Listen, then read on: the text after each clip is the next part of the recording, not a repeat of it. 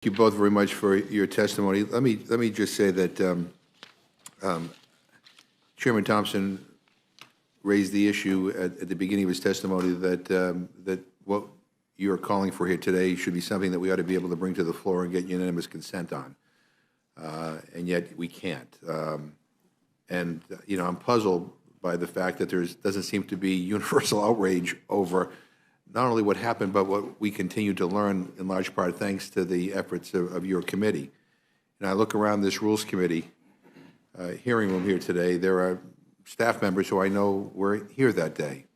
Many were forced to hide, fearing for their lives. There's some journalists that were here who bravely stayed to try to cover the unfolding events. Also, I'm sure wondering whether or not they would be the focus of attack. I mean, I was as one of the last people off the House floor that day. And when I walked into the Speaker's lobby, I came within a matter of a few feet of the door. I could see through the glass this mob banging their fists, trying to break the glass to get at us. I will never forget that day, and not to mention the fact that 140 Capitol Police officers were injured that day, people died that day, and yet it seems that there are some who don't see the urgency in establishing all the facts and holding those who may have been responsible for this terrible day accountable. I can't quite wrap my brain around that. I can't quite understand that because there's no excuse for it. And this lack of curiosity about the truth is stunning to me. And I appreciate that the work of this committee. I appreciate the fact that people are cooperating with the committee. I mean, hundreds of witnesses have cooperated, and so we will get to the truth.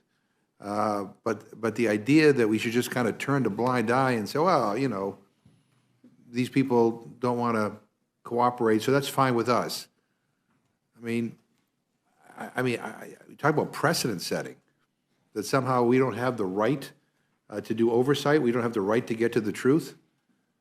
I don't, I just remind everybody, I think history is watching us right now. And we better get this right for the sake of our country. So I thank both of you for your testimony. I yield to the gentleman from Oklahoma. Thank you very much, Mr. Chairman. I just have one question, actually, for Chairman Thompson. I'm just curious. Congress has sent a number of these criminal contempt subpoenas to the Department of Justice. The Department of Justice acted on one, an individual that was not working at the time for President Trump.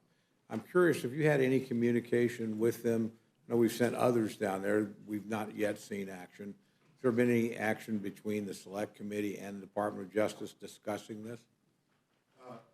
Once, Mr. Ranking Member, we finished our job, we turned the product over to the Department of Justice, and they decided to move from that point.